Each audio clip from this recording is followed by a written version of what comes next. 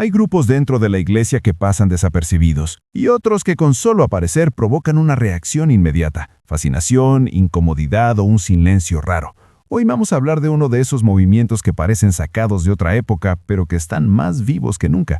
¿Quiénes son realmente? ¿Por qué atraen a tantos jóvenes? ¿Y qué significa que dentro de la misma iglesia generen respeto, pero también vigilancia? Antes de entrar en materia, deja tu like, suscríbete al canal y activa la campanita para no perderte los próximos videos. Y dime en los comentarios, ¿desde qué ciudad y país me estás viendo? Te lo pido de verdad, quédate hasta el final, porque la última revelación va a cambiar la forma en que entiendes todo esto y te va a dejar impactado. Hay algo que ocurre casi siempre la primera vez que alguien se cruza con los heraldos del Evangelio, y no tiene nada que ver con conocer su nombre, su historia o su estatus dentro de la iglesia. Basta verlos pasar, en una procesión, en una misa o en un acto público, y la reacción es inmediata: fascinación o incomodidad, rara vez indiferencia. Y esto no es casual ni superficial, porque desde el primer segundo queda claro que lo que se ve no es solo una vestimenta llamativa ni una puesta en escena cuidada. Es un mensaje completo que se transmite sin palabras. En un mundo acostumbrado a la informalidad, a la simplificación de símbolos y a la pérdida progresiva de ritual, aparece un grupo que hace exactamente lo contrario: orden extremo, solemnidad marcada, gestos medidos, música sacra cuidadosamente ejecutada y una imagen que parece sacada de otra época. Y eso desconcierta porque rompe de forma directa con el paisaje religioso moderno. Pero aquí está el punto clave de este capítulo. La estética nunca es neutral, nunca es solo decoración, siempre comunica una visión del mundo. Cuando un grupo cuida cada detalle exterior, está diciendo algo muy preciso sobre cómo entiende la fe, la autoridad, el tiempo y su lugar en la historia. Los heraldos no utilizan esta forma para llamar la atención de manera gratuita.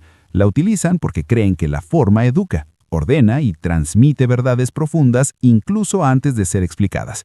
En su lógica, la belleza no es un accesorio, es un lenguaje. El orden no es rigidez, es coherencia. Y la solemnidad no es nostalgia, es una toma de posición clara. En una época que huye de lo absoluto y desconfía de todo lo que suene a jerarquía o disciplina, ellos se presentan con símbolos fuertes y sin complejos. Y eso genera tensión porque obliga al observador a enfrentarse a una pregunta incómoda. Si esto hoy resulta excesivo, ¿qué dice eso de nuestra manera actual de vivir la fe? Por eso, reducirlos a una simple estética medieval sería un error enorme.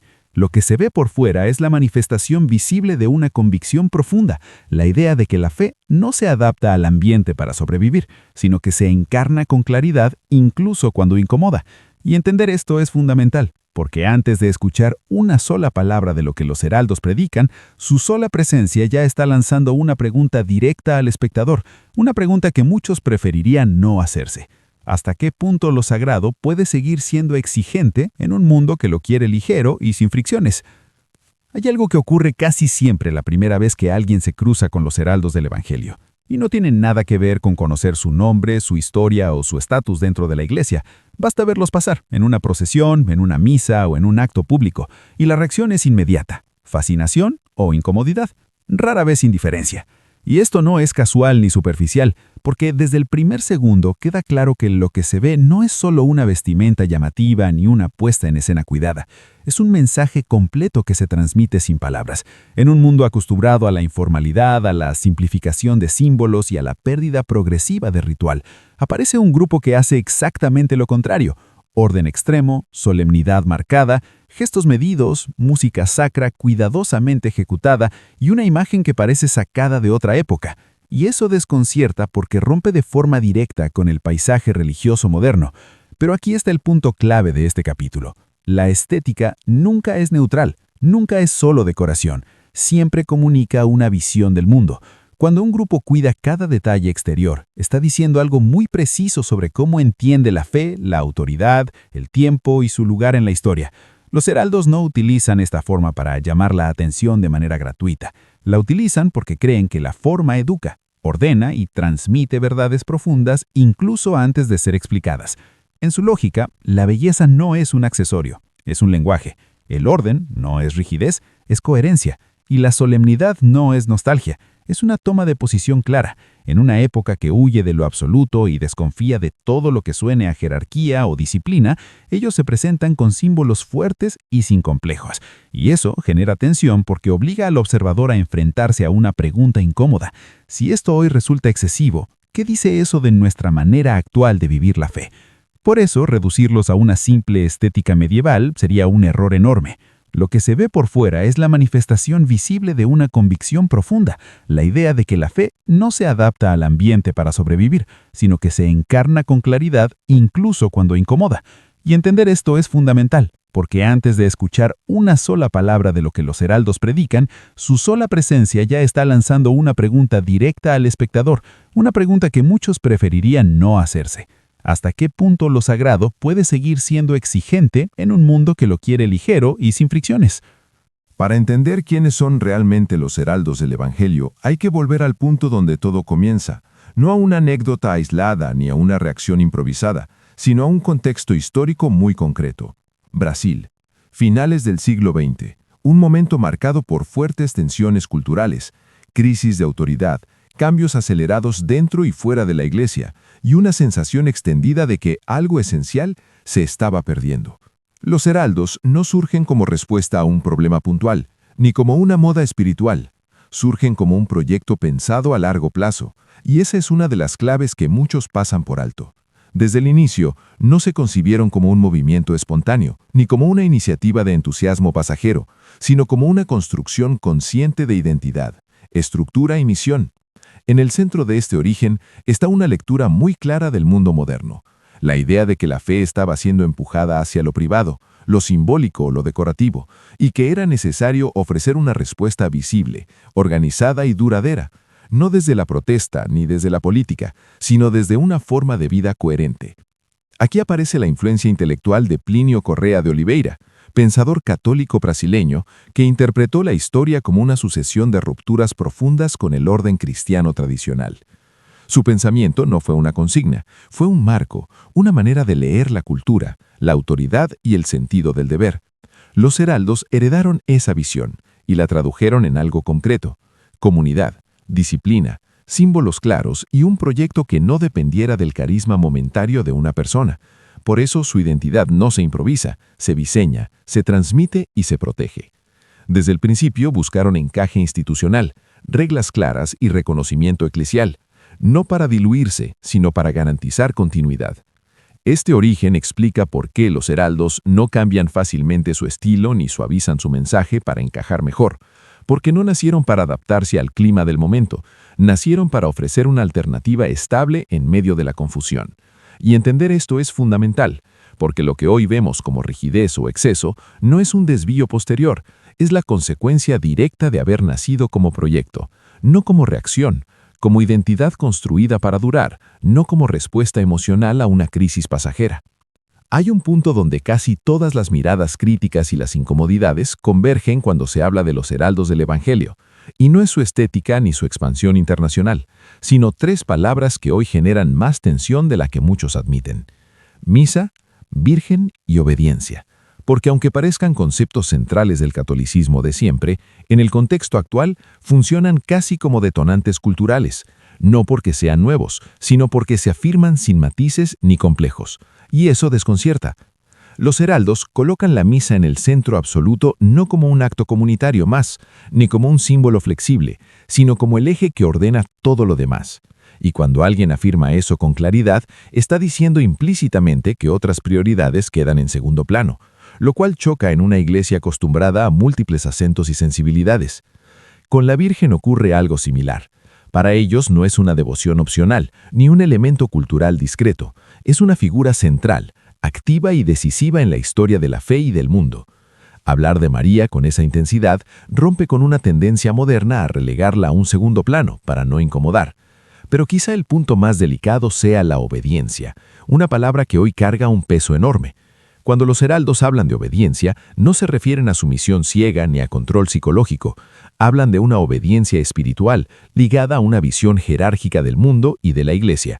Sin embargo, en una cultura que valora la autonomía personal por encima de todo, esa idea se escucha con prevención automática. Aquí está el verdadero núcleo del choque. No se trata de doctrina, sino de mentalidad. Los heraldas no dicen nada esencialmente distinto a lo que la Iglesia ha enseñado durante siglos. Lo que hacen es decirlo con una claridad que deja poco espacio a la ambigüedad. Y eso resulta incómodo, porque obliga a elegir, aceptar o rechazar, sin refugiarse en zonas grises. Por eso la desconfianza que generan no nace tanto de lo que afirman, sino del modo firme en que lo viven. En un tiempo que suaviza, relativiza y negocia casi todo, un grupo que insiste en misa, virgen y obediencia está proponiendo una forma de fe exigente, estructurada y contracultural. Y entender esto es clave, porque el conflicto que despiertan no es accidental, es el resultado directo de poner en el centro aquello que muchos preferirían mantener en segundo plano. Hay una palabra que aparece una y otra vez cuando se intenta comprender la visión del mundo de los heraldos del Evangelio y no funciona como una simple devoción piadosa o un recuerdo del pasado. Funciona como una lente a través de la cual interpretan la historia, el presente y el futuro. Esa palabra es Fátima, y sin entender este punto, todo lo demás queda incompleto. Para los heraldos, Fátima no es un episodio aislado ocurrido en Portugal, ni una referencia emocional para momentos difíciles. Es un marco de lectura, una clave que da sentido a su lenguaje, a su urgencia y a su forma de vivir la fe. Desde esta perspectiva, el mundo no atraviesa solo una crisis política, cultural o moral, atraviesa una crisis espiritual profunda. Y esa crisis no se resuelve con ajustes superficiales ni con optimismo ingenuo, sino con conversión, vigilancia interior y retorno a lo sagrado. Esta interpretación explica por qué su discurso es serio, por qué hablan de combate espiritual y por qué rechazan una fe cómoda o diluida. Fátima introduce una idea que hoy resulta incómoda, que el mal no es solo una metáfora psicológica ni un problema estructural, sino una realidad espiritual activa en la historia. Y cuando alguien cree eso de verdad, su manera de vivir cambia radicalmente. Para los heraldos, esta visión no busca asustar ni paralizar, busca despertar, movilizar conciencias y recordar que la indiferencia también es una forma de elección. Por eso la devoción mariana ocupa un lugar central y constante, no como refugio sentimental, sino como llamada a una responsabilidad concreta, oración, disciplina de vida y coherencia de vida. Esta lente también explica su sentido de urgencia. No viven la fe como un elemento cultural heredado, sino como una misión en un momento decisivo. Y aquí está el punto que genera mayor fricción. En una época que prefiere interpretar el mal como error o trauma, hablar de pecado, consecuencias espirituales y responsabilidad personal resulta difícil de aceptar. Pero para los heraldos, Fátima no es negociable, porque estructura todo su proyecto. La solemnidad, la insistencia en la misa, la obediencia y el orden no son caprichos estéticos, son respuestas prácticas a una lectura del mundo marcada por esta lente. Entender Fátima como eje permite comprender por qué creen que su misión no es opcional ni secundaria, sino necesaria, y por qué su forma de vivir la fe no deja espacio para la indiferencia cómoda. Para comprender por qué los heraldos del Evangelio proyectan una imagen tan compacta y coherente, es imprescindible mirar hacia adentro y no quedarse en la impresión externa, porque su funcionamiento interno no es improvisado ni flexible según las circunstancias.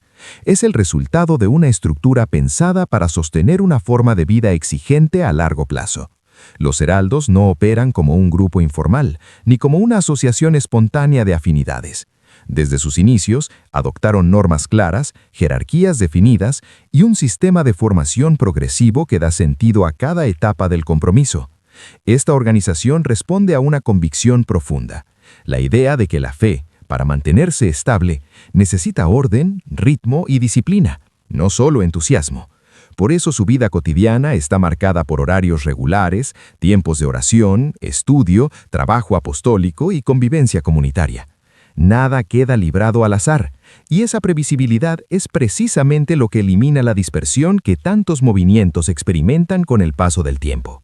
Dentro del movimiento conviven distintas vocaciones, laicos consagrados, sacerdotes y ramas femeninas, cada una con funciones y ritmos específicos, pero todas unidas por una misma espiritualidad y una misma visión del mundo. La formación interna ocupa un lugar central y va más allá de lo religioso.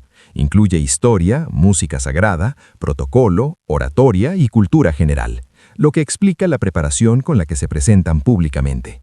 La obediencia dentro de esta estructura no se plantea como anulación de la persona, sino como principio organizativo. Las decisiones siguen canales definidos, y eso reduce conflictos internos prolongados, aunque también exige una renuncia clara a la autonomía absoluta. Este modelo no es atractivo para todos, pero genera una fuerte identidad entre quienes lo aceptan libremente. La planificación rigurosa de actividades, procesiones, misiones y actos públicos refuerza la sensación de unidad y continuidad, no como estrategia de control externo, sino como expresión de una mentalidad ordenada. Entender esta organización interna permite desmontar muchas caricaturas. Los heraldos no funcionan por carisma momentáneo ni por liderazgo informal.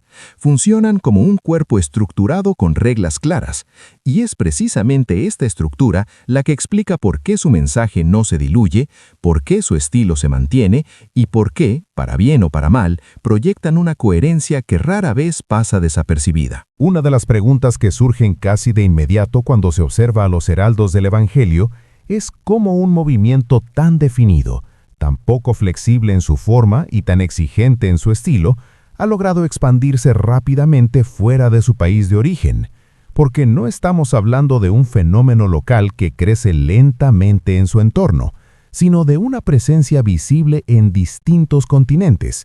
Y esto no ocurre por azar ni por simple entusiasmo misionero. La expansión de los heraldos responde a una lógica muy concreta. Desde el inicio, su proyecto no estuvo pensado para una cultura específica ni para una problemática nacional, sino para una lectura global del momento histórico de la Iglesia. Por eso, su mensaje, su estética y su organización fueron diseñados para ser reconocibles y replicables en contextos muy distintos. El primer factor clave es su estructura centralizada. Al no depender de dinámicas locales cambiantes, pueden implantarse manteniendo una identidad homogénea, lo que refuerza su coherencia interna, aunque también limite la adaptación cultural profunda. Otro elemento decisivo es su forma de presencia. No buscan grandes masas ni campañas permanentes. Apuestan por actos públicos muy cuidados, celebraciones solemnes, conciertos de música sacra, procesiones y misiones puntuales que dejan una impresión fuerte, incluso donde nadie los conoce. La estética funciona aquí como un lenguaje universal que comunica antes de ser explicado. Además, el papel de los jóvenes es fundamental. Muchos de los miembros que participan en misiones internacionales son jóvenes bien formados, disciplinados y capaces de adaptarse rápidamente a nuevos entornos, lo que facilita la implantación en países diversos. La relación con las iglesias locales suele buscar un equilibrio. Aunque dependen de instancias centrales, procuran colaborar con obispos y parroquias, no siempre sin tensiones, pero con un marco formal claro. Conviene subrayar que su expansión no es homogénea. Hay lugares donde arraigan con fuerza y otros donde su presencia es más limitada, lo que demuestra que su propuesta no funciona igual en todos los contextos. No nos engañemos, esta expansión no solo es geográfica, es simbólica. Refuerza la idea de una misión universal que no se diluye para encajar. Y entender este proceso ayuda a entender por qué los heraldos no son hoy una curiosidad local, sino un actor reconocible que genera reacciones intensas precisamente porque se presenta igual en cualquier parte del mundo. Cuando un movimiento adquiere visibilidad internacional, identidad fuerte y una estructura sólida, las polémicas no tardan en aparecer. Y en el caso de los heraldos del Evangelio, esto ha sido inevitable. No tanto por hechos espectaculares, sino por la combinación de cohesión interna, disciplina marcada y un estilo que rompe con muchas expectativas contemporáneas. Aquí es fundamental separar el ruido de los hechos, porque mucha parte de la controversia no nace de acusaciones doctrinales formales, sino de percepciones, sospechas y choques culturales. Uno de los primeros focos de crítica ha sido su fuerte unidad interna. Desde fuera, un grupo muy organizado suele interpretarse como cerrado o excesivamente controlado, especialmente en una cultura que valora la flexibilidad constante. También se han cuestionado sus procesos formativos, sobre todo en miembros jóvenes, no por ilegalidad demostrada, sino por la intensidad del compromiso que proponen. Y aquí aparece un matiz clave. Exigente no es sinónimo de clandestino. su formación se desarrolla dentro de marcos reconocidos, pero eso no elimina la incomodidad que genera una vida tan estructurada. Otro punto recurrente es el económico. Cuando una organización funciona con eficiencia, cuida la estética y mantiene actividades internacionales, surge de inmediato la sospecha de opacidad, aunque las investigaciones conocidas no hayan demostrado irregularidades sistemáticas. La percepción de orden se confunde con exceso de poder. A esto se suma la relación con Roma que muchos interpretan de forma simplificada. La existencia de supervisión no implica automáticamente culpa ni condena. En la Iglesia, la vigilancia es parte normal del funcionamiento, especialmente cuando una realidad crece y adquiere peso. Aprobación no significa ausencia de control, significa pertenencia con límites claros. También han existido testimonios críticos de antiguos miembros, algo que ocurre en prácticamente todos los movimientos exigentes. Estas experiencias deben escucharse con respeto, pero no pueden convertirse automáticamente en diagnóstico global. No nos engañemos. Gran parte de la polémica que rodea a los heraldos no se explica por lo que han hecho, sino por lo que representan, una forma de vivir la fe clara, disciplinada y poco negociable en un tiempo que desconfía de todo lo que no sea adaptable. Entender esto permite mirar el debate con más serenidad, sin idealizar ni demonizar, distinguiendo entre hechos verificables y narrativas amplificadas por el impacto visual y simbólico del movimiento. Para entender por qué los heraldos del Evangelio siguen siendo un tema de debate constante, hay que ir más allá de su número, de su estética o de las polémicas que los rodean, y preguntarse qué representan realmente en el escenario actual de la Iglesia, porque su importancia no es cuantitativa, es simbólica. Los heraldos encarnan una respuesta clara en un tiempo marcado por la indefinición, por la fragmentación de discursos y por una sensación extendida de pérdida de referencias. En una iglesia donde conviven múltiples estilos pastorales, lenguajes y sensibilidades, ellos optan por una vía sin ambigüedades, identidad fuerte, continuidad histórica y disciplina visible. No intentan sintetizar todas las corrientes ni adaptarse a cada contexto cultural. Ofrecen una opción concreta para quienes buscan certeza, estructura y coherencia, y eso los convierte en un espejo incómodo para otros modelos más flexibles. No por provocación deliberada, sino por contraste. Su sola existencia obliga a formular una pregunta de fondo. ¿Hasta qué punto la Iglesia debe adaptarse al mundo contemporáneo y hasta qué punto debe mantener formas que ya no encajan culturalmente, pero siguen siendo fieles a su tradición? Los heraldos se sitúan claramente del lado de la continuidad, y esa elección los define. No representan la mayoría ni aspiran a serlo. Ocupan un extremo del abanico posible y los extremos, aunque no sean centrales, delimitan el campo. Al existir obligan a otros a posicionarse, incluso a quienes no comparten su enfoque. También funcionan como una forma de resistencia cultural en sentido simbólico. Frente a una tendencia a simplificar el lenguaje religioso y suavizar su exigencia, ellos mantienen un estilo que remite a una iglesia premoderna en sus formas, pero plenamente inserta en la estructura institucional actual. Esta combinación explica tanto su atractivo como las reservas que despiertan. Para algunos son un refugio identitario en un contexto difuso, para otros un modelo demasiado cerrado. Desde el punto de vista institucional, representan un desafío gestionable, no cuestionan la autoridad central ni proponen rupturas doctrinales, pero ponen a prueba la capacidad de integrar identidades fuertes sin romper la unidad, y ahí está el por qué importa. Los heraldos del Evangelio no son el futuro de la Iglesia, ni una anomalía destinada a desaparecer. Son una posibilidad viva que revela una tensión permanente entre tradición y adaptación, claridad y pluralidad, y entender lo que representan ayuda a entender no solo a este movimiento, sino también las preguntas profundas que atraviesan hoy a la Iglesia en su conjunto. Después de recorrer su origen, su forma de vida y las tensiones que generan, queda claro que los heraldos del Evangelio no se entienden con etiquetas rápidas ni con juicios cerrados. Representan una manera concreta y exigente de vivir la fe en un tiempo marcado por la ambigüedad. Para algunos, eso es una respuesta necesaria, para otros, una propuesta difícil de asumir. Y quizá la pregunta no sea si tienen razón o no, sino qué nos dice su existencia sobre el momento que vive hoy la Iglesia y sobre lo que muchos están buscando sin decirlo en voz alta: orden, sentido, pertenencia o simplemente claridad. La historia de este movimiento sigue abierta y su verdadero impacto no se medirá por polémicas puntuales, sino por el tiempo, por las personas que permanecen y por las decisiones que todavía están por venir. Si este análisis te ayudó a entender mejor el tema, deja tu like, suscríbete al canal y activa la campanita para no perderte los próximos videos. Dime también en los comentarios desde qué ciudad y país nos estás viendo. Me encanta leerte. Y ahora no te vayas, porque el video que está apareciendo en pantalla profundiza aún más y te va a sorprender incluso más que este.